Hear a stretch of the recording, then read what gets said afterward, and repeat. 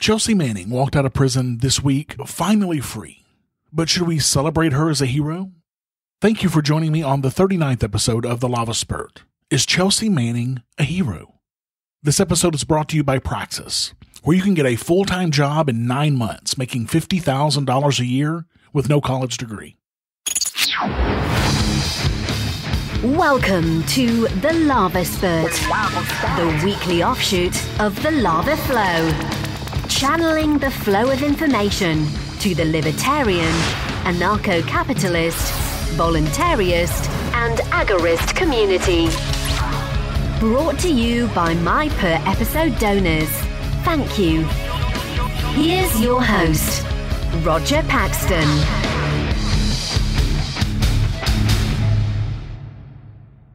Chelsea Manning walked out of federal prison on Wednesday, May 17th, and her very first actions were to take a picture of her feet as she made some of the first steps of freedom in 7 years.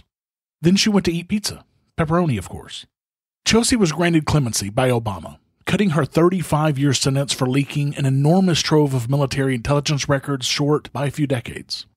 Then known as Bradley Manning, she leaked nearly 750,000 military files and cables to WikiLeaks at the age of 22 years old. The materials included battlefield video. Manning said she wanted to expose what she considered to be the U.S. military's disregard for the effects of war on civilians, and that she released information that she didn't believe would harm the U.S. No document was classified higher than secret, and her defenders say no one was endangered by the leaks. Critics said the leaks laid bare some of the nation's most sensitive secrets and endangered information sources, prompting the State Department to help some of those people move to protect their safety. Several ambassadors were recalled, expelled, or reassigned because of embarrassing disclosures. But frankly, if the ambassadors were embarrassed by these disclosures and their actions, maybe they should have thought about the implications of those actions prior to taking them. Just saying. But what exactly did Chelsea reveal? It's important to remember the crimes that her leaks revealed.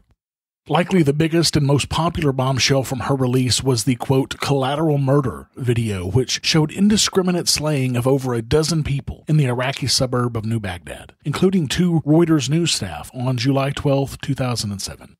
Reuters had been trying to obtain the video through the Freedom of Information Act for a while without success since the time of the attack. The video, shot from an Apache helicopter gun site, clearly shows the unprovoked slaying of a wounded Reuters employee and his rescuers. 2 young children involved in the rescue were also seriously wounded. There was also the Cablegate section of the leak, which included over 250,000 diplomatic cables from U.S. embassies around the world. These cables revealed tons of new information, including that the U.S. had been secretly bombing Yemen, killing several civilians. The U.S. knew that Chinese hackers were responsible for breaking into Google and other U.S. businesses, the U.S. government networks, and even the personal computer of the Dalai Lama. Then Secretary of State Hillary Clinton issued a classified directive ordering U.S. diplomats to gather information on the leadership of the United Nations, including credit card numbers, DNA, fingerprints, and iris scans. Officials targeted included UN Secretary General Ban Ki-moon and representatives from China, Russia, France, and the UK. This was in direct violation of international treaties. Some of these cables released by Manning included emails on the Vatican hiding big sex abuse cases in Ireland. These also included the U.S. using threats, spying, and more to try and get its way at a crucial climate conference in Copenhagen.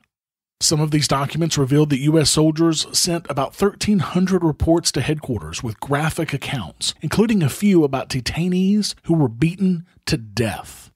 And there was information about an Iraqi wearing a tracksuit who was killed by an American sniper, and what was later discovered that the victim was the platoon's own interpreter. The documents also reveal many previously unreported instances in which American soldiers killed civilians at checkpoints from helicopters and operations. Her revelations were so important that, according to the New York Times executive editor Bill Keller, they helped to spark the Arab Spring uprising because of some of the information revealed in the documents. Even more significantly, revelations about how the U.S. military executed Iraqi civilians, then called in a bombing raid to cover up what they did, prevented the Iraqi government from granting the Obama administration the troop immunity it was seeking in order to extend the war in Iraq. These were very significant results of the revelations.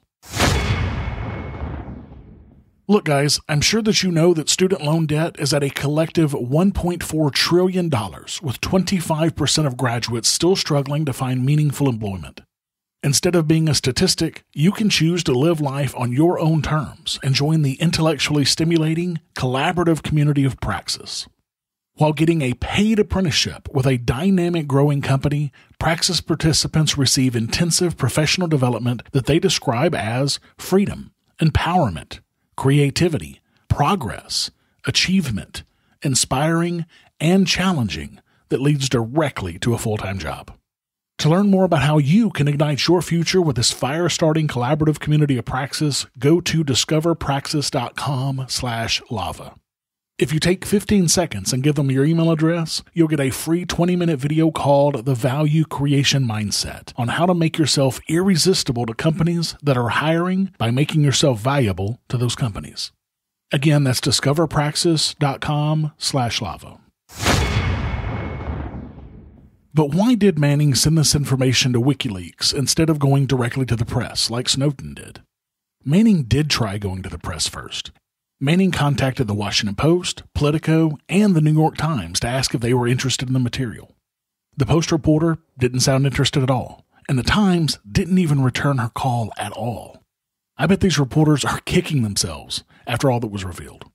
In the wake of these disclosures, the U.S. government, as it reflexively does, claimed that the release of the documents would endanger lives, and that those responsible for publishing the leaks had, quote, blood on their hands. But subsequent investigations by the Associated Press found those accusations, of course, utterly unfounded. And ultimately, even Defense Secretary Robert Gates ridiculed the hysteria, driving the government's claims about the leaks' harms as, quote, significantly overwrought. As Glenn Greenwald from The Intercept and one of the reporters who personally met with Edward Snowden and helped him release his leaks said, quote, Chelsea Manning was revealed as the whistleblower responsible for one of the most important journalistic archives in history.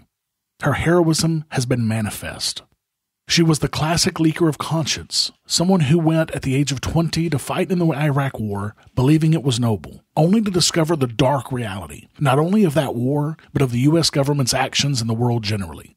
War crimes, indiscriminate slaughter, complicity with high-level official corruption, and systematic deceit of the public.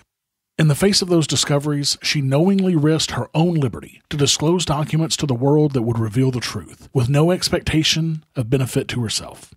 As someone who has spent years touting the nobility of her actions, my defenses of her always early on centered on the vital nature of the material she revealed and the right of the public to know about it. You know, I personally can't wait to meet Chelsea Manning, shake her hand, and thank her for her service. Not her service as a member of the U.S. military, but her service as a whistleblower who risked her life and liberty to expose real crimes committed by governments around the world. Someone should be pinning a medal on her chest. Until next time, keep striking the root. Thank you for listening to The Lava Flow at thelavaflow.com. Don't miss an episode. Subscribe now at thelavaflow.com/subscribe. This has been a Pax Libertas Productions podcast.